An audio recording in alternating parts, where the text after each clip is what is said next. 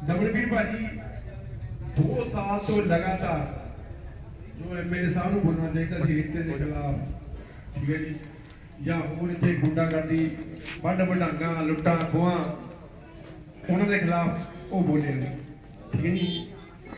ਜਿਹੜਾ एमपी साहब ਆ ਦਾ ਮੁੰਡਾ ਆਪਣੇ ਕੋਲ ਛੱਡਿਆ ਨਹੀਂ, ਉਹਨੇ ਬਸ ਇਹ ਦੇਖਿਆ ਮੈਂ ਪਰਚਾ ਕਿੱਥੇ ਕਰਾਣਾ, ਮੈਂ ਬੰਦਾ ਅੰਦਰ ਕਿੱਦਾਂ ਕਰਾਣਾ, ਠੀਕ ਹੈ ਜੀ। ਤੇ ਇਸ ਕਰਕੇ ਤੁਸੀਂ ਉਹਨੇ ਦੇਖਣਾ ਵੀ ਬੰਦਾ ਸਟੇਟ ਵਾਲਾ ਲੈਣਾ, नहीं तो एमएलए की अपनी पावर होती है, एमएलए जिथे खड़ गया उत्थे अपने आप की पावर, ठीक नहीं। तो जो वर्कर आ जो स्टैंड नहीं लेता वर्कर खड़ता नहीं किसी, इस करके एमएलए साहब किसी चीज़ खिलाफ बोले नहीं। जो आप झूठ के खिलाफ बोलना नहीं है ना, तो यह मतलब ये असी भी वो खड़े हैं, यदा मतलब यही है कि बंदा वढ़ के चल गया कोई, तुम देखते खड़े हैं, यदा मतलब वढ़ता हो गया और कसूरवार तुम भी नाल कि बंदा इतने लुट्टा खोह करता, ठीक नहीं, जा नशा बेचता या रेता बेचता कुछ भी करता, जे असं उसके खिलाफ नहीं बोलांगे तो मतलब अभी सपोर्ट कर रहे हैं। इस करके कोई भी ये बंदे बोले नहीं, एक ने लुटिया एक चुप करके बैठा रहा।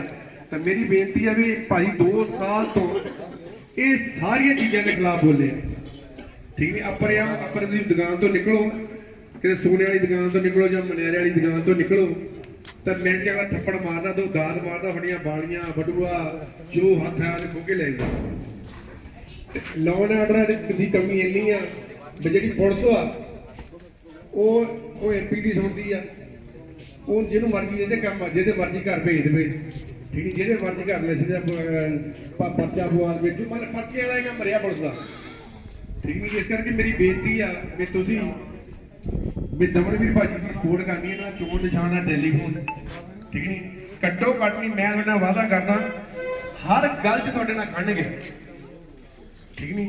पिंडां 'च कदे लड़ाइयां नहीं होणगीਆਂ, पिंडां 'च ना कदे धड़ेबंदियां बनणगीਆਂ, तुसीं कमेटियां बना के पिंडां दी इन्हां को लै जाओ, तुहाडे पिंड दा विकास ना होवे जो पापा बैठे हैं। तो मेरी बेनती है कि सारिआं ने चोन निशान जिहड़ा आ वो टेलीविजन ते मोहरां लाणीਆਂ। मैं बेनती करदा दमन भाजी नूं भी तुहाडे रूबरू होण। वाहिगुरू जी का खालसा वाहिगुरू जी की फतेह।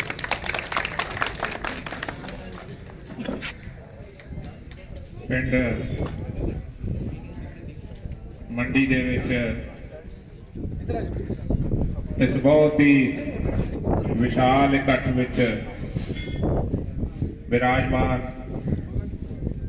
पिंड दे सरपंच साहब, पंच साहबान, नंबरदार साहबान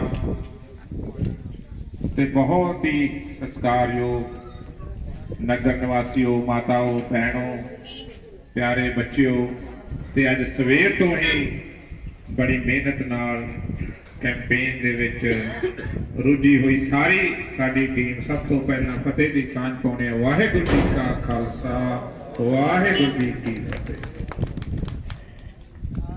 अज मंडी नगर दे विच आपां जिस खास मकसद नूं लैके इकट्ठे होए हैं वो आउण वालियां चोणां है, चोणां दे विच आपां किहड़ा उम्मीदवार चुनना है ते किहदी सरकार बनाउणी। पिंड मंडी नाल वास्ता मेरे पिता जी सरदार सरवण सिंह फलौर होरां दा 45 साल दा रहा, ते मैं इस नगर दे विच आउंदा भी रहा। पुराने बुजुर्ग साथी साडे घर भी आउंदे रहे हैं, बहुत पुराने जहदार होया करते सन, बड़े पुराने साथी सी मेरे पिताजी दे। जरनैल सिंह वो अज इस दुनिया में नहीं रहे, बड़ा रिश्ता सी उन्हां नाल। होर बहुत साथी सन, गाहे बिगाहे मैनू मिलते भी रहते हैं। ते इस नगर नाल जिहड़ी साडी सांझ है कोई राजनीतिक नहीं रही, कोई पॉलिटिक्स वाली सांझ नहीं रही। इस नगर नाल एक पुराना रिश्ता, परिवारिक रिश्ता रहा, जिथे असी कदे पिछे नहीं हटे। जदों तुसी ताकत दी, सेवा करन दा मौका दिता, क्योंकि 5 वारी तुसी इत्थों विधायक बनाया फलौर साहब नूं, 5 वारी, कोई एक वारी नहीं बनाउंदा, 5 वारी बनाया। जिथे असी कोई तुहाडी गल नूं नहीं मोड़िया, तुसी भी कदे पिछे नहीं हटे। जे असी प्यार वास्ते एक कदम बढ़ाया ਤੁਸੀਂ 2 ਕਦਮ ਜਿਹੜਾ ਆ ਉਹ ਪਿਆਰ ਵਾਸਤੇ ਵਧਾਏ ਤੇ ਆਪਾਂ ਰਲ ਮਿਲ ਕੇ 45 ਸਾਲ ਤੋਂ ਇਸ ਨਗਰ ਦੀ ਸੇਵਾ ਕਰਦੇ ਰਹੇ। ਇਹ ਠੀਕ ਹੈ ਕਿ ਕੁਝ ਸਮਾਂ ਆਇਆ, ਕੁਝ ਮਜਬੂਰੀਆਂ ਹੋ ਗਈਆਂ ਸਾਨੂੰ ਇਸ ਹਲਕੇ ਤੋਂ, ਕਿਉਂਕਿ ਪਾਰਟੀ 'ਚ ਸੀਗੇ ਉਸ ਵੇਲੇ, ਕਈ ਵਾਰੀ ਜ਼ਿਆਦਾ ਸੀਨੀਅਰ ਹੋਣਾ, ਜ਼ਿਆਦਾ ਜਿਤਨਾ ਵੀ ਵੱਡੀਆਂ ਪਾਰਟੀਆਂ ਨੂੰ ਜਿਹੜਾ ਆ ਸਰਮਾਏਦਾਰ ਬੰਦਿਆਂ ਨੂੰ ਉਹ ਆਪਣੀ ਦੁਸ਼ਮਣੀ ਬਣ ਜਾਂਦੀ ਆ ਵੀ ਹੁਣ ਜ਼ਿਆਦਾ ਬੰਦਾ ਨੇੜੇ ਤਾਕਤ ਦੇ ਨਾ ਆ ਜੇ ਤੇ ਸਾਨੂੰ ਕਰਤਾਰਪੁਰ ਹਲਕੇ ਦੇ ਵਿੱਚ ਭੇਜ ਦਿੱਤਾ ਗਿਆ। ਚਾਹੇ ਆਪਾਂ ਕਰਤਾਰਪੁਰ ਚਲੇ ਗਏ, ਉੱਥੋਂ ਵੀ ਜਿੱਤੇ ਐਮਐਲਏ ਬਣੇ, ਪਰ ਆਪਣੇ ਰਿਸ਼ਤੇ ਜਿਹੜੇ ਸੀ ਉਹ ਨਹੀਂ ਕੱਟੇ, ਆਪਣੀਆਂ ਸਾਂਝਾਂ ਜਿਹੜੀਆਂ ਸੀ ਉਹ ਨਹੀਂ ਕਿਤੇ ਖਰਾਬ ਹੋਈਆਂ। ਆਪਾਂ ਉਵੇਂ ਹੀ ਵਰਤਦੇ ਰਹੇ ਜਿਵੇਂ ਪਰਿਵਾਰਾਂ ਨਾਲ ਵਰਤਦੇ ਸੀ। ਸੋ ਅੱਜ ਬਹੁਤ ਸਾਰੀਆਂ ਪਾਰਟੀਆਂ ਤੁਹਾਡੇ ਕੋਲ ਆਈਆਂ ਵੀ ਹੋਣਗੀਆਂ, ਉਮੀਦਵਾਰ ਆਉਣਗੇ ਵੀ ਤੇ ਆਪਣੇ ਆਪਣੇ ਤਰੀਕੇ ਨਾਲ ਵੋਟ ਵੀ ਮੰਗਣਗੇ। ਕਿਸੇ ਨੇ ਕੋਈ ਲਾਲਚ ਦੇਣਾ ਹੈ, ਕਿਸੇ ਨੇ ਕੋਈ ਗੱਲ ਕਰਨੀ ਹੈ, ਲਾਰੇ ਵੀ ਲਾਉਣੇ ਆ, ਕਿਉਂਕਿ ਰਾਜਨੀਤਿਕ ਪਾਰਟੀਆਂ ਦਾ ਆਪਣੇ ਆਪਣੇ ਤਰੀਕੇ ਨਾਲ ਵੋਟ ਮੰਗਣ ਦਾ ਜਿਹੜਾ ਢੰਗ ਹੁੰਦਾ, ਤਰੀਕਾ ਹੁੰਦਾ। ਅਸੀਂ ਜਿਹੜੀ ਵੋਟ ਮੰਗਣੀ ਹੈ ਉਹ ਤੁਹਾਡੇ ਤੋਂ ਕੋਈ ਲਾਰੇ ਲਾ ਕੇ ਜਾਂ ਝੂਠੇ ਵਾਅਦੇ ਕਰਕੇ ਜਾਂ ਸ਼ਗੂਫੇ ਛੱਡ ਕੇ ਜਾਂ ਝੂਠੀਆਂ ਗੱਲਾਂ ਕਰਕੇ ਨਹੀਂ ਮੰਗਣੀ। ਅਸੀਂ ਤੁਹਾਡੇ ਆ, ਤੁਸੀਂ ਸਾਡੇ ਹੋ, ਸਾਡੀ ਆਪਸ ਦੇ ਵਿੱਚ ਸਾਂਝ ਹੈ, ਤੁਹਾਡੇ ਨਾਲ ਪਰਿਵਾਰਕ ਹੈ, ਕਿਉਂਕਿ ਅਸੀਂ ਇਸ ਏਰੀਏ ਨੂੰ ਬਿਲੋਂਗ ਕਰਦੇ ਹਾਂ, ਤੁਸੀਂ ਵੀ ਇਸ ਏਰੀਏ, ਇਸ ਧਰਤੀ ਦੇ ਰਹਿਣ ਵਾਲੇ ਵਸਿੰਦੇ ਹੋ, ਅਸੀਂ ਵੀ ਇਸ ਧਰਤੀ ਤੇ, ਆਪਾਂ ਸਾਰਿਆਂ ਦਾ ਮੋਹ ਇਸ ਧਰਤੀ ਨਾਲ ਹੈ। ਹੋ ਸਕਦਾ ਕਿ ਬਾਹਰਲੇ ਕੋਈ ਹੋਰ ਉਮੀਦਵਾਰ ਹੋਰ ਪਾਰਟੀਆਂ ਤੇ ਕੋਈ ਬਾਹਰੋਂ ਆ ਕੇ ਲੜਦੇ ਹੋਣ, ਉਹਨਾਂ ਦਾ ਮੋਹ ਨਹੀਂ ਆਪਣੇ ਏਰੀਏ ਨਾਲ ਹੋ ਸਕਦਾ। ਜੇ ਪਿਛਲੇ 5 ਸਾਲ ਦੀ ਗੱਲ ਕਰ ਲਾਂ ਤਾਂ ਪਿਛਲੇ 5 ਸਾਲਾਂ ਦੇ ਵਿੱਚ ਜੋ ਰਾਜ ਆਇਆ, ਜੋ ਰਾਜ ਆਪਾਂ ਨੂੰ ਦੇਖਣ ਨੂੰ ਮਿਲਿਆ ਵੀਰੋ, ਕਾਂਗਰਸ ਪਾਰਟੀ ਦਾ ਰਾਜ ਸੀ, ਜਿਹਦਾ ਚੋਣ ਨਿਸ਼ਾਨ ਪੰਜਾ ਹੈ। ਪੰਜਾ ਜਿਹੜਾ ਚੋਣ ਨਿਸ਼ਾਨ ਹੈ ਉਸ ਪਾਰਟੀ ਦਾ ਰਾਜ ਸੀ, ਸਰਕਾਰ ਉਹਨਾਂ ਦੀ ਸੀ ਤੇ ਐਮਐਲਏ ਜਿਹੜਾ ਇੱਥੇ ਖੜਾ ਕੀਤਾ ਸੀ ਉਹ ਜਿੱਤਿਆ ਨਹੀਂ ਕੁਦਰਤੀ, ਕਿਉਂਕਿ ਉਹਨੇ ਸਹੁੰ ਖਾਧੀ ਹੈ ਵੀ ਅਸੀਂ ਤਾਂ ਜਿੱਤਣਾ ਹੀ ਨਹੀਂ। ਤੇ 20 ਸਾਲ ਹੋ ਗਏ ਵੀਰੋ, 20 ਸਾਲ ਕਾਂਗਰਸ ਪਾਰਟੀ ਨੂੰ ਇਹ ਉਮੀਦਵਾਰ ਦਿੱਤੇ ਹੋਏ ਤੇ ਹੈ ਵੀ ਸਾਡੇ ਹਲਕੇ ਦਾ ਨਹੀਂ। ਕਰਤਾਰਪੁਰ ਲਿਆਉਂਦੇ ਆ ਉਹਨੂੰ, ਤੇ ਜਿਵੇਂ ਅਹਿਮਦ ਸ਼ਾਹ ਅਬਦਾਲੀ ਨਹੀਂ ਸੀ ਲੁੱਟਣ ਆਉਂਦਾ ਹੁੰਦਾ ਆਪਾਂ ਨੂੰ, ਐਵੇਂ ਲੈ ਕੇ ਆਉਂਦੇ ਉਹਨੂੰ ਵੀ ਲੁੱਟ ਲੱਟ ਕੇ, ਅੱਧਾ ਤੂੰ ਆਪ ਖਾ ਲਈ, ਅੱਧਾ ਸਾਨੂੰ ਦੇ ਦੇ। ਇਹਨਾਂ ਲੋਕਾਂ ਦਾ ਕੀ ਹੈ? ਤੇ ਮੈਂ ਕਾਂਗਰਸ ਦੇ ਸਾਥੀਆਂ ਨੂੰ ਵੀ ਬੇਨਤੀ ਕਰਦਾ, ਅਪੀਲ ਕਰਦਾ, ਮੈਂ ਖੁੱਲ੍ਹੇਆਮ ਉਹਨਾਂ ਨੂੰ ਮੰਚ ਤੇ ਕੀ ਕਹਿੰਦੇ ਹੁੰਦੇ ਇਹਨੂੰ ਚੈਲੰਜ ਕਰਦਾ ਵੀ ਤੁਹਾਡੇ ਕੋਲੇ ਕੋਈ ਫਲੋਰ ਹਲਕੇ ਦਾ ਕਾਂਗਰਸੀ ਕੋਈ ਏਡਾ ਯੋਗ ਨੇਤਾ ਹੀ ਨਹੀਂ, ਬੰਦਾ ਹੀ ਨਹੀਂ, ਵਰਕਰ ਹੀ ਨਹੀਂ, ਤੁਸੀਂ ਉਹਨੂੰ ਕੈਂਡੀਡੇਟ ਬਣਾ ਦਿਓ। ਸਾਨੂੰ ਫਲੋਰ ਹਲਕੇ ਉਹ ਬਾਹਰੋਂ ਲਿਆ ਕੇ ਦਿੰਦੇ ਆ ਤੇ ਜਿਹਦੇ ਅਹਿਮਦ ਸ਼ਾਹ ਅਬਦਾਲੀ ਦੀ ਆਤਮਾ ਸੋਨੇ ਸਹੁੰ ਖਾਧੀ ਹੋਈ ਸੀ, ਮੈਂ ਨਹੀਂ ਜਿੱਤਣਾ। 20 ਸਾਲ ਹੋ ਗਏ ਤੇ ਐਤਕੀ ਵੀ ਸਹੁੰ ਨਹੀਂ ਜੇ ਤੋੜਨੀ ਵੀਰੋ, ਐਵੇਂ ਵੋਟ ਨਾ ਖਰਾਬ ਕਰਦੇ। ਉਹਨੇ ਸਹੁੰ ਪੱਕੀ ਖਾਧੀ ਹੋਈ ਹੈ। ਤੇ ਜਿਹੜਾ ਪੰਜੇ ਨੇ ਆਪਾਂ ਨੂੰ ਪਿਛਲੇ 5 ਸਾਲ ਜੋ ਆਪਣਾ ਕੀਤਾ ਆਪਾਂ ਨੂੰ ਸਾਰਾ ਪਤਾ ਹੈ। ਆ ਮਜ਼ਦੂਰ ਭਰਾ, ਮੇਰੇ ਮਜ਼ਦੂਰ ਭਰਾ ਜਦੋਂ ਕਿਤੇ ਦਿਹਾੜੀ ਲਾ ਕੇ ਆਉਂਦੇ ਨਾ ਸ਼ਾਮ ਨੂੰ ਜਾਂ ਕਿਸੇ ਕੰਮ ਕਾਰ ਤੋਂ ਆਉਂਦੇ, ਮਾੜਾ ਜਿਹਾ ਹਨੇਰਾ ਹੋ ਜੇ ਤਾਂ ਵੀਰੋ ਰੂਹ ਕੰਬਣ ਲੱਗ ਜਾਂਦੀ ਹੈ। ਡਰ ਦਾ ਮਾਹੌਲ ਹੈ, ਭੈ ਦਾ ਮਾਹੌਲ ਹੈ ਤੇ ਡਰਦੇ ਆ ਵੀ ਰਾਤ ਕੋਈ ਲੁੱਟਾਂ ਖੋਹਾਂ ਵਾਲਾ ਨਾ ਮਿਲ ਜੇ, ਲੁੱਟਾਂ ਖੋਹਾਂ ਵਾਲਾ ਨਾ ਮਿਲ ਜੇ, ਕੋਈ ਟੈਲੀਫੋਨ ਖੋਹ ਲੈਂਦਾ, ਕੋਈ ਪੈਸੇ ਖੋਹ ਲੈਂਦਾ। ਇਸ ਤਰ੍ਹਾਂ ਕੱਲਾ ਖੋਹਦੇ ਨਹੀਂ, ਨਾਲ ਜਾਨੀ ਨੁਕਸਾਨ ਵੀ ਕਰਦੇ ਆ, ਦਾਤ ਵੀ ਮਾਰਦੇ ਆ। ਮੇਰੇ ਨਜ਼ਦੀਕ ਮੇਰਾ ਪਿੰਡ ਚੱਕ ਦੇਸਰਾ ਹੈ, ਮੇਰੇ ਪਿੰਡ ਦੇ ਨਜ਼ਦੀਕ ਆਪਣੇ ਖੜਕੇ ਦਾ ਹੀ ਪਿੰਡ ਹੈ ਕੋਟ ਗਰੇਵਾਲ। 28 ਸਾਲ ਦਾ ਮੁੰਡਾ ਦਿਹਾੜੀ ਕਰਕੇ ਵਾਪਸ ਆ ਰਿਹਾ ਸੀ ਆਪਣਾ ਰੋਜ਼ਗਾਰ ਕਮਾ ਕੇ, ਜਦੋਂ ਉਹਨੂੰ ਉੱਥੇ ਰਾਹ ਘੇਰਿਆ ਗਿਆ, ਤੋਂ ਪੈਸੇ ਲੈ ਲਏ, ਕਹਿੰਦੇ ਤੇਰੇ ਦਾਤ ਵੀ ਮਾਰਦਾ। ਉਹ ਕਹਿੰਦਾ ਮੈਂ ਤਾਂ ਸਾਰਾ ਕੁਝ ਹੀ ਦੇਤਾ। ਕਹਿੰਦੇ ਨਹੀਂ, ਸਾਡਾ ਨਾਮ ਖਰਾਬ ਹੋ ਜਾਣਾ ਵੀ ਸੁੱਕਾ ਛੱਡ। ਵੀਰੋ ਉਹਦੇ ਦਾਤ ਮਾਰਿਆ। 28 ਸਾਲ ਦਾ ਮੁੰਡਾ ਪੈਰਾਲਾਈਸਿਸ ਹੋ ਕੇ ਘਰੇ ਪਿਆ, ਮਾਵਾਂ ਦਾ ਪੁੱਤ ਪਾਲਿਆ ਹੋਇਆ। ਇਹ ਹਾਲਾਤ ਪੈਦਾ ਕਰ ਦਿੱਤੇ ਕਿਉਂਕਿ ਜਿਹੜੀ ਪੁਲਿਸ ਨੇ ਸਾਡੀ ਸੁਰੱਖਿਆ ਕਰਨੀ ਸੀ ਨਾ, ਜਿਹੜੀ ਪੁਲਿਸ ਨੇ ਆਪਣੀ ਸੁਰੱਖਿਆ ਕਰਨੀ ਸੀ ਗਰੀਬ ਲੋਕਾਂ ਦੀ, ਉਹ ਪੁਲਿਸ ਪਤਾ ਕੀ ਕਰਨ ਲੱਗੀ ਸੀ? ਆ ਦੜੇ ਸੱਟੇ ਵਾਲੇ, ਲਾਟਰੀਆਂ ਵਾਲੇ, ਆ ਨਸ਼ੇ ਵਾਲੇ, ਇਹਨਾਂ ਤੋਂ ਕਮਿਸ਼ਨ ਕਰਨ ਨੂੰ, ਇਕੱਠੀ ਕਰਨ ਨੂੰ ਰੱਖ ਲਈ। ਕਮਿਸ਼ਨ ਇਕੱਠੀ ਕਰਨ ਨੂੰ ਪੁਲਿਸ ਰੱਖ ਲਈ ਤੇ ਪੁਲਿਸ ਵਾਲਿਆਂ ਨੂੰ ਕਹਿੰਦੇ ਸੀ ਵੀ ਤੁਸੀਂ ਕਿਉਂ ਨਹੀਂ ਕਰਦੇ?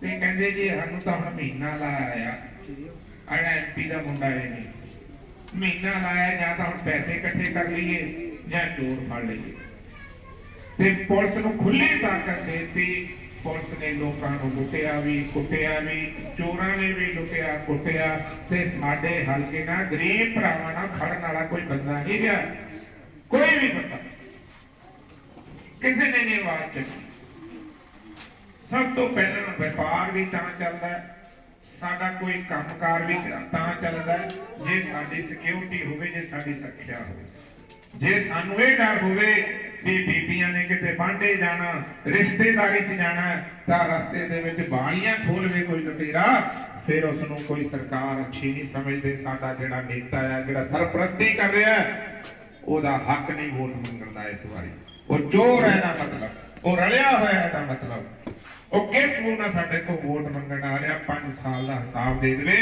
ਜੇ ਕਹਿ ਦੇਵੇ ਵੀ ਇਸ ਗੱਲ ਦੇ ਵਿੱਚ ਇਸ ਏਰੀਏ ਦੇ ਵਿੱਚ ਸ਼ਾਂਤੀ ਸੀ ਬੀਬੀਆਂ ਭੈਣਾਂ ਸਾਡੇ ਭਰਾ ਮਜ਼ਦੂਰ ਸਾਥੀ ਆਰਾਮ ਨਾਲ ਬੇਖੌਫ ਹੋ ਕੇ ਆਪਣਾ ਕੰਮ ਕਰਨ ਜਾ ਰਹੇ ਸੀ ਤੇ ਅਸੀਂ ਹੁਣੇ ਇਲੈਕਸ਼ਨ ਛੱਡ ਦਿੰਦੇ ਹਾਂ ਦੱਸ ਦਿਓ ਮੈਨੂੰ ਮੈਂ ਉਹਨਾਂ ਨੂੰ ਵੀ ਖੁੱਲ੍ਹਾ ਚੈਲੰਜ ਕਰਦਾ ਤੇ ਵੀਰੋ ਜਦੋਂ ਮੈਂ ਚਿੱਠੀਆਂ ਲਿਖੀਆਂ ਨਾ ਮੈਂ ਚਿੱਠੀਆਂ ਮੁੱਖ ਮੰਤਰੀ ਨੂੰ ਹਾਲਾਂਕਿ ਮੈਂ ਵੀ ਉਸੇ ਪਾਰਟੀ ਸੀ ਉਸ ਵੇਲੇ ਤੇ ਮੈਨੂੰ ਮੇਰੇ ਕੋਲੇ ਤਾਂ ਰਿਕਾਰਡ ਹੈ ਮੈਂ ਅਖਬਾਰਾਂ 'ਚ ਵੀ ਦਿੱਤਾ ਇੱਕ ਵੀ ਚਿੱਠੀ ਦਾ ਜਵਾਬ ਨਹੀਂ ਆਇਆ ਇੱਕ ਵੀ ਚਿੱਠੀ ਦਾ ਇਹਦਾ ਮਤਲਬ ਉਹ ਵੀ ਰਲਿਆ ਹੋਇਆ ਸੀ ਸੋ ਇਸ ਤਰ੍ਹਾਂ ਦੇ ਹਾਲਾਤ ਰਹੇ ਆਪਣੇ ਨੇੜੇ ਪਿੰਡਿਆ ਲਸਾੜਾ ਉੱਥੋਂ ਲੈ ਕੇ ਦਰਿਆ ਆਪਾਂ ਨੂੰ ਕਹਿੰਦਾ ਸਾਰਾ ਸਤਲੁਜ ਦਰਿਆ ਦੇ ਉੱਤੇ ਸਭ ਤੋਂ ਜ਼ਿਆਦਾ ਜਿਹੜਾ ਰੇਤਾ ਦੁਆਬੇ ਦੇ ਵਿੱਚ ਜਿਹੜਾ ਸਪਲਾਈ ਹੁੰਦਾ ਉਹ ਵੀਰੋ ਆਪਾਂ ਫਲੋਰ ਤੋਂ ਕਰਦੇ ਹਾਂ ਮੈਂ ਤੁਹਾਨੂੰ ਜਿਹੜੀ ਵੱਡੀ ਗੱਲ ਦੱਸਣ ਲੱਗਾ ਉੱਥੋਂ ਸਾਰੀ ਨਜਾਇਜ਼ ਰੇਤ ਵੇਚੀ ਹੈ ਸਾਰੀ ਨਜਾਇਜ਼ ਰੇਤ ਵੇਚੀ ਹੈ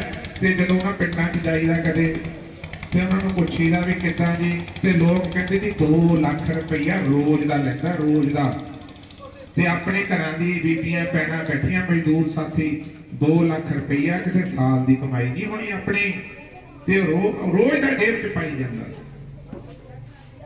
ਆਹ ਹਾਲਾਤ ਸੀ ਮੇਰੇ ਹਲਕੇ ਦੇ ਤੇ ਜੇ ਉਹ ਪੈਸਾ ਸਰਕਾਰੀ ਖਜ਼ਾਨਾ 'ਚ ਜਾਂਦਾ ਤਾਂ ਸਾਡੇ ਪੰਜਾਬ ਦੀ ਤਰੱਕੀ ਹੋਣੀ ਸੀ ਸਾਨੂੰ ਸਕੀਮਾਂ ਮਿਲਣੀਆਂ ਸੀ ਗਰੀਬਾਂ ਨੂੰ ਸਾਨੂੰ ਰੋਜ਼ਗਾਰ ਮਿਲਣੇ ਸੀ ਤਨਖਾਹਾਂ ਮਿਲਣੀਆਂ ਸੀ ਪਰ ਨਹੀਂ ਉਹ ਕਹਿੰਦੇ ਅਸੀਂ ਆਪ ਤਕੜੇ ਹੋਣਾ ਲੋਕਾਂ ਦਾ ਜੋ ਹੋਣਾ ਕੋਈ ਗੱਲ ਜੇ ਨਸ਼ੇ ਦੀ ਗੱਲ ਕਰ ਲਈਏ ਤਾਂ ਮੈਂ ਕਹਿੰਦੀ ਮੇਰੇ ਕੋਲ ਤਾਂ ਉਦਾਹਰਨ ਹੈ ਮੈਂ ਕਿਸੇ ਉਦਾਹਰਨ ਤੋਂ ਮੁੱਦਿਆਂ ਤੋਂ ਬਾਹਰ ਦੀ ਗੱਲ ਨਹੀਂ ਮੈਂ ਕਰਦਾ ਵੀ ਆਪਣੇ ਕੋਲੋਂ ਗੱਲ ਕਰਨਾ ਅੱਜ ਚਰਾੜੀ ਪਿੰਡ ਇੱਥੇ ਨੇੜੇ ਪ੍ਰਿੰਸੀਪਲ ਹੈ ਉੱਥੇ ਸਕੂਲ ਦਾ ਪ੍ਰਿੰਸੀਪਲ ਹੈਂਡੀਕੈਪ ਬੰਦਾ ਇਮਾਨਦਾਰ ਬੰਦਾ ਅੱਜ ਤੱਕ ਸਾਈਕਲ ਤੇ ਆਪਣੀ ਨੌਕਰੀ ਕਰਨ ਜਾਂਦਾ ਹੁਣ ਆ ਪਿਛਲੇ ਮਹੀਨੇ ਰਿਟਾਇਰ ਹੋਇਆ ਪਿਛਲੇ ਮਹੀਨੇ ਉਹਨੇ 4 ਚਿੱਠੀਆਂ ਲਿਖੀਆਂ ਪੁਲਿਸ ਨੂੰ ਵੀ ਮੇਰੇ ਸਕੂਲ ਦੀ ਆ ਵੀਡੀਓਗ੍ਰਾਫੀ ਲੈ ਜਾਓ ਤੇ ਆ ਦੇਖ ਲਓ ਕੀ ਹਾਲਾਤ ਹੋ ਰਹੇ ਆ ਉਸ ਪਿੰਡ ਦੇ ਵਿੱਚ ਇੱਕ ਮੁੰਡੇ ਦੀ ਬਾਂਹ ਤੇ ਨਸ਼ੇ ਦਾ ਟੀਕਾ ਲੱਗਿਆ ਰਹਿ ਗਿਆ ਤੇ ਉਹਦੀ ਡੈਥ ਹੋ ਗਈ ਤੇ ਜਦੋਂ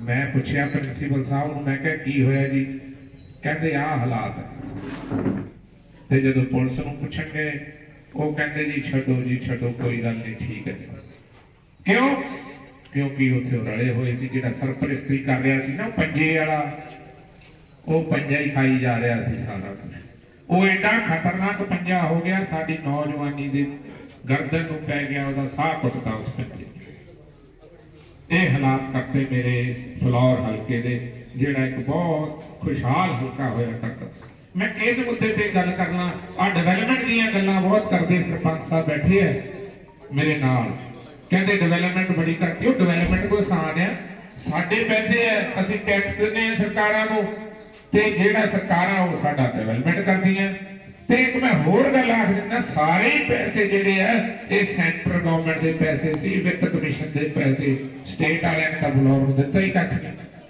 ਭਾਰਤ ਸਰਕਾਰ ਦੇ ਪੈਸੇ ਆਏ ਸੀ ਵਿੱਤ ਕਮਿਸ਼ਨ ਦੇ ਸਰਪੰਚ ਸਾਹਿਬ ਠੀਕ ਹੈ ਜੀ ਇਹ ਸੀ ਪੈਸੇ ਆ ਤੇ ਅੱਜ ਕੱਲ ਸਰਪੰਚਾਂ ਨੂੰ ਵੀ ਝੂਠ ਬੋਲ ਜਾਂਦੇ ਆ ਵੀ ਤੇਰੇ ਪਿੰਡ ਦਾ ਇੰਨੇ ਕਰੋੜ ਦੇ ਕੇ ਮੁੜ ਕੇ ਲੜਾਈ ਹੋ ਜਾਂਦੀ ਹੈ ਝੂਠ ਬੋਲਣ ਦੀ ਆਦਤ ਉਹ ਗਲਤ ਹੀ ਬੋਲ ਜਾਂਦੇ ਆ ਤੇ ਡਿਵੈਲਪਮੈਂਟ ਦੇ ਨਾਂ ਤੇ ਵੀਰੋ 2.5 ਰੁਪਏ 2.5 ਚੋਂ ਖਾਦੇ ਗਏ ਆ ਜਿਹੜੀ 2.5 ਦੇ ਹੀ ਲਾਉਨੇ ਆਪਾਂ 2.5 ਰੁਪਏ ਤੇ ਮੈਨੂੰ ਲੱਗਦਾ ਇਸ ਹਲਕੇ ਦੇ ਵਿੱਚ ਕਰੋੜਾਂ 2.5 ਲੱਗ ਗਈ ਹੋਣੀ ਕਰੋੜਾਂ इस तरह के इन्होंने काम किए। जे आरओ सिस्टम की गल कर लीए जिन्होंने आप पानी कहते पीना सी आ बैंका पिंड दी है बने कांग्रेस पार्टी कोई सरपंच है महिला गरीब परिवार तो रिजर्व कैटेगरी तो आती है उन्होंने आख्या भी आरओ वाले बिल से साइन कर दे तो कहती जी मैं पूछूंगी भी किन्ने का आउंदा ते 15 लाख ते साइन कराउंदे सी। मैं कोई गल झूठ नहीं बोलनी, अखबारां देख लियो चिट्ठियां देख लियो मेरियां ते 15 लाख ते साइन कराउंदे सी ते 7 लाख रुपये दा उन्हें जाके पूछया कंपनी चों आरओ करदा। ये हालात पैदा करते इस ਜਿਹੜੇ ਸਰਪ੍ਰਸਤੀ ਕਰ ਰਹੇ ਸੀ ਜਿਹੜੇ ਸਾਡੇ ਐਮਪੀ ਸਾਹਿਬ ਦਾ ਬੇਟਾ ਜਿਹੜਾ ਆ ਉਹ ਇੱਥੇ ਸਰਪ੍ਰਸਤੀ ਕਰ ਰਿਹਾ ਸੀ ਜਿਹੜਾ ਪੰਜੇ ਦੇ ਨਿਸ਼ਾਨ ਨਾਲ ਤੇ ਜਦੋਂ ਇੰਨਾ ਕੁਝ ਹੋ ਰਿਹਾ ਸੀ ਕਤਲੇਆਮ ਹੋ ਰਹੇ ਸੀ ਸਾਡੇ ਬੱਚਿਆਂ ਤੇ 10 ਤੋਂ ਜ਼ਿਆਦਾ ਮਰਡਰ ਆ।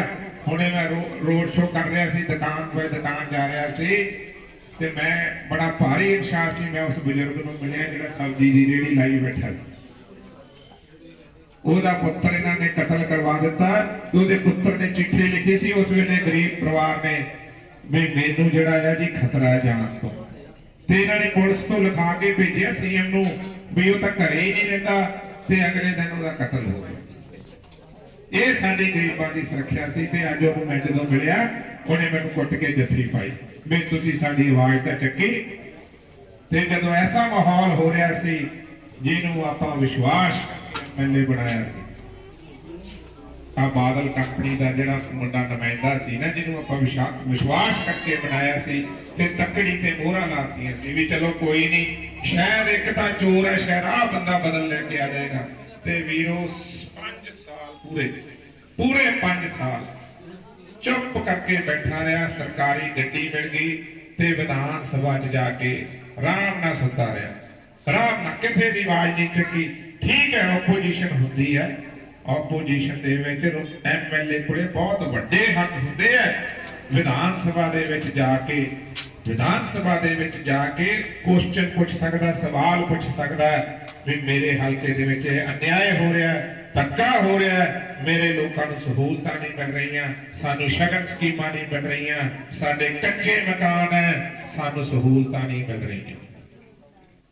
मैं उन्हें चैलेंज करना तुहाडी कचहरी च वैसे भी मैं अखबारां च बहुत बार कर चुकिया मैं तू इक्को बारी दस दे जो तकड़ी का जो लैके आउंदा ना निशान जिहा ये पहला तो आखदे हुंदे सी बाबे नानक वाली तकड़ी है पर आ बादल चोरां ने हुण चकाई वेचण ते लाई होई इहनूं मैं चैलेंज करदा भी इक्को बारी दस दे भी तू विधान सभा का सारा कुछ रिकॉर्ड च हुंदा सारे पढ़े लिखे नौजवान साथी बैठे है भी एक सवाल भी जे पूछया होवे विधान सभा दे विच ते इलैक्शन ही छड्ड देंगे इहनूं ही वोटां पा देंगे फिर इहनूं ही पा देंगे है ही नहीं जवाब कि साडा हलका पूरा खुशहाल सी कि असीं सुखी सीगे कि साडे कुटमार नहीं सी हो रही कि रेता नहीं सी वेचिया जा रहा कि टाइलां चों पैसे नहीं खाधे जा रहे सी।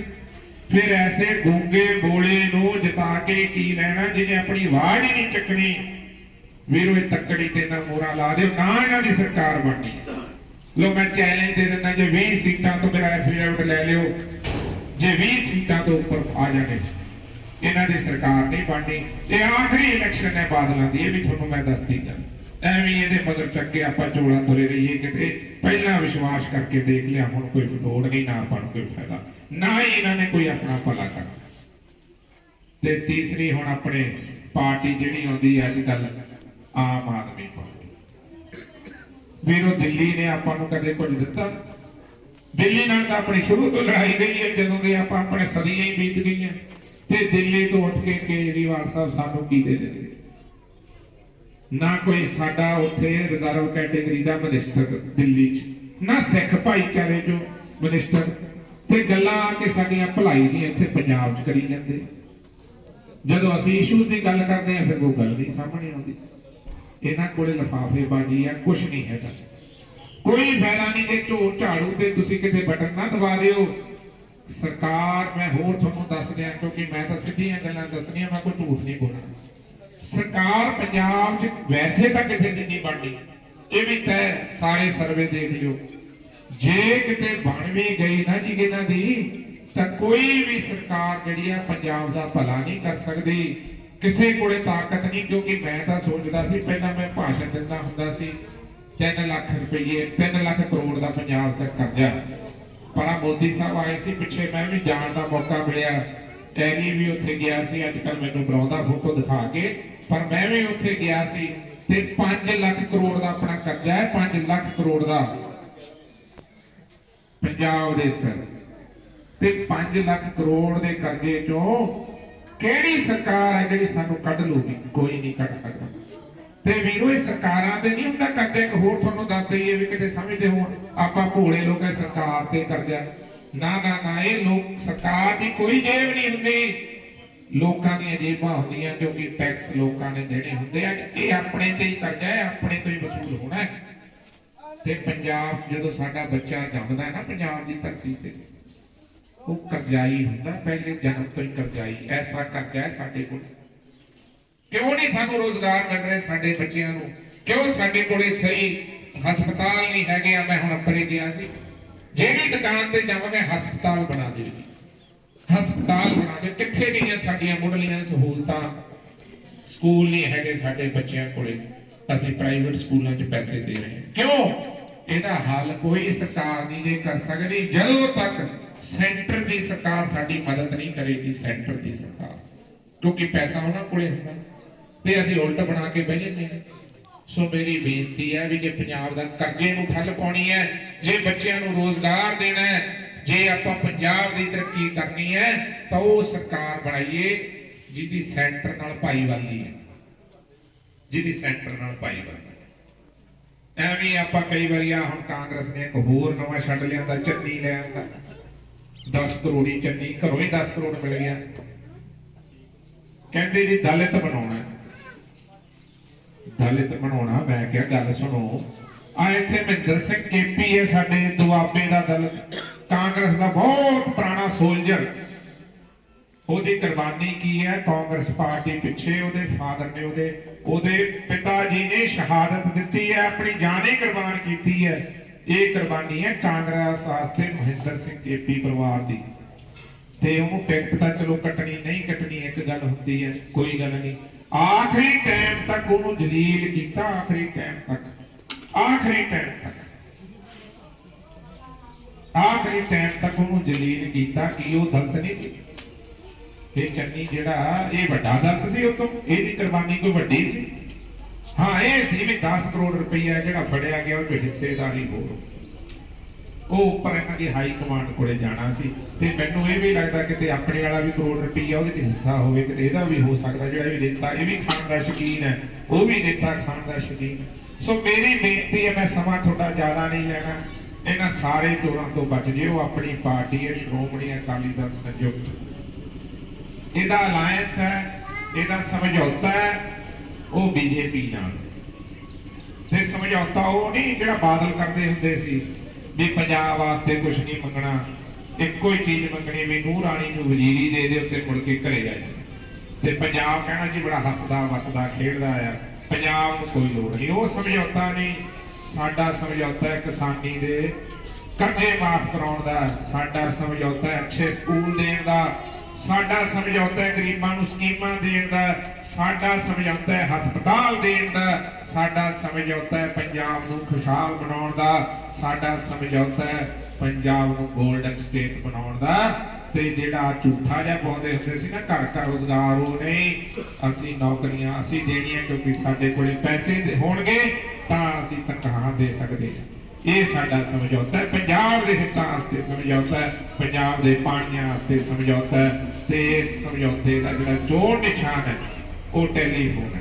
ਟੈਲੀਫੋਨ ਮੈਂ ਖਾਸ ਤੌਰ ਤੇ ਬੇਨਤੀ ਕਰਦਾ, ਟੈਲੀਫੋਨ ਦਾ ਚੋਣ ਨਿਸ਼ਾਨ ਹੈ। ਸੌਖਾ ਵੀ ਹੈ, ਜਦੋਂ ਆਪਾਂ ਕਿਸੇ ਕੋਲੇ ਜਾਂਦੇ ਆਪਾਂ ਕਹਿੰਦੇ ਜੀ ਕੰਮ ਕਰਾਉਣ ਜਾਂਦੇ ਆ ਤਾਂ ਕਹਿੰਦੇ ਆ ਟੈਲੀਫੋਨ ਕਰਿਓ ਜੀ, ਤੇ ਸੌਖਾ ਆਪਣੇ ਵਾਸਤੇ ਯਾਦ ਰੱਖਣਾ। ਤੇ ਟੈਲੀਫੋਨ ਹੀ ਆਪਣਾ ਚੋਣ ਨਿਸ਼ਾਨ ਹੈ, ਟੈਲੀਫੋਨ ਤੇ ਕੰਮ ਚੱਲਣੇ ਆ ਸਾਰੇ। ਸੋ ਮੇਰੀ ਬੇਨਤੀ ਹੈ ਤੁਹਾਨੂੰ ਟੈਲੀਫੋਨ ਦਾ ਚੋਣ ਨਿਸ਼ਾਨ ਯਾਦ ਰੱਖਣਾ। ਆ ਇਸ਼ਤਿਹਾਰਬਾਜ਼ੀ ਬਹੁਤ ਕਰਦੇ ਆ, ਆ ਹੁਣ ਤੁਹਾਨੂੰ ਦਾਰੂ ਸਿੱਕਾ ਵੀ ਪਿਆਉਣਗੇ, ਆ ਨਵੇਂ ਲਾਲਚ ਵੀ ਦੇਣਗੇ। ਇਹ ਵੀਰੋ ਸਾਰਾ ਕੁਝ ਹੀ ਲੈ ਲਿਓ, ਤੁਹਾਡਾ ਹੀ ਪੈਸਾ ਹੈ, ਇਹ ਤੁਹਾਡਾ ਹੀ ਲੁੱਟਿਆ ਹੋਇਆ ਪੈਸਾ ਹੈ, ਕਿਸੇ ਹੋਰ ਦਾ ਨਹੀਂ। ਪਰ ਵੋਟ ਨਹੀਂ ਜੇ ਪਾਉਣੀ, ਆਪਾਂ ਵੋਟ ਉੱਥੇ ਪਾਉਣੀ ਹੈ ਜਿੱਥੇ ਆਉਣ ਵਾਲੀਆਂ ਨਸਲਾਂ ਆਪਾਂ ਨੂੰ ਜਦੋਂ ਸਵਾਲ ਕਰਨ ਵੀ ਤੁਸੀਂ ਨਹੀਂ ਕਰ ਰਹੇ ਸੀ ਜਦੋਂ ਪੰਜਾਬ ਦੇ ਸਿਰ ਦਾ ਕਰਜ਼ਾ ਸੀ, ਅੱਜ ਸਾਨੂੰ ਨੌਕਰੀ ਨਹੀਂ ਮਿਲ ਰਹੀ। ਵੋਟ ਉਸ ਨੂੰ ਆਪਣੀਆਂ ਆਉਣ ਵਾਲੀਆਂ ਨਸਲਾਂ ਨੂੰ ਦੇਖ ਕੇ ਪਾਉਣੀ ਹੈ। ਆਪਣੀ ਗੁਰਬਤ ਨੂੰ, ਪੰਜਾਬ ਨੂੰ ਗਰੀਬੀ ਦੀ ਦਲਦਲ ਚੋਂ ਕੱਢ ਕੇ ਰੱਖਣ ਵਾਲੀ ਸਰਕਾਰ ਦੇ ਹੱਥ ਆਪਾਂ ਮਜ਼ਬੂਤ ਕਰਨੇ ਹੈ। ਵੋਟ ਉਹਨਾਂ ਨੂੰ ਪਾਉਣੀ ਹੈ। ਮੈਂ ਆਸ ਕਰਦਾ, ਉਮੀਦ ਕਰਦਾ, ਵਿਸ਼ਵਾਸ ਰੱਖਦਾ ਵੀ ਤੁਸੀਂ ਬਹੁਤ ਸਮਝਦਾਰੀ ਨਾਲ 20 ਤਰੀਕ ਨੂੰ ਆਪਣਾ ਜਿਹੜਾ ਵੋਟ ਦਾ ਹੱਕ ਹੈ ਉਹ ਸਹੀ ਇਸਤੇਮਾਲ ਕਰੋਗੇ ਤੇ ਟੈਲੀਫੋਨ ਦੇ ਬਟਨ ਤੇ ਟੈਲੀਫੋਨ ਦਾ ਬਟਨ ਦਬਾ ਕੇ ਪੰਜਾਬ ਨੂੰ ਇਸ ਗਰੀਬੀ ਚੋਂ ਕੱਢੋਗੇ, ਇਸ ਦਲਦਲ ਚੋਂ ਕੱਢੋਗੇ। ਆਪਣੇ ਨਗਰ ਨੂੰ ਜਿਹੜਾ ਆ ਉਹ ਹੋਰ ਖੁਸ਼ਹਾਲ ਬਣਾਓਗੇ, ਆਪਣੇ ਹਲਕੇ ਨੂੰ ਹੋਰ ਖੁਸ਼ਹਾਲ ਬਣਾਓਗੇ ਤੇ ਚੋਰਾਂ ਨੂੰ ਜਿਹੜਾ ਆ ਇਸ ਪੰਜਾਬ ਚੋਂ ਬਚਾਓਗੇ, ਫਲੋਰ ਹਲਕੇ ਚੋਂ ਬਚਾਓਗੇ। ਮੈਂ ਆਸ, ਉਮੀਦ, ਵਿਸ਼ਵਾਸ ਰੱਖਦਾ। ਕੋਈ ਨਹੀਂ ਕਹਿੰਦਾ ਹੋਇਆ ਮਾਫੀ ਵੀ ਮੰਗਦਾ, ਥੋੜਾ ਲੇਟ ਹੋ ਗਏ। ਬਹੁਤ ਅੱਛਾ, ਸਾਰੀ ਟੀਮ ਨੇ ਬਹੁਤ ਅੱਛਾ ਅਰੇਂਜਮੈਂਟ ਕੀਤਾ। ਸਾਰੇ ਆਪਣਾ ਕੰਮ ਛੱਡ ਕੇ ਆਏ ਆ। ਕੋਈ ਇਹਨਾਂ ਦਿਨਾਂ ਚ ਸਾਰੇ ਬਿਜ਼ੀ ਬਿਜ਼ੀ ਹੁੰਦੇ ਆ, ਸਾਰੇ ਹੀ ਬਿਜ਼ੀ ਹੁੰਦੇ। ਉਹਨਾਂ ਤੋਂ ਵੀ ਮੈਂ ਧੰਨਵਾਦ ਕਰਦਾ, ਲੇਟ ਆਉਣ ਤੇ ਮਾਫੀ ਮੰਗਦਾ। ਇਹਨਾਂ ਹੀ ਕਹਿੰਦਾ ਹੋਇਆ ਬਹੁਤ ਬਹੁਤ ਧੰਨਵਾਦ। ਵਾਹਿਗੁਰੂ ਜੀ ਕਾ ਖਾਲਸਾ, ਵਾਹਿਗੁਰੂ ਜੀ ਕੀ ਫਤਿਹ।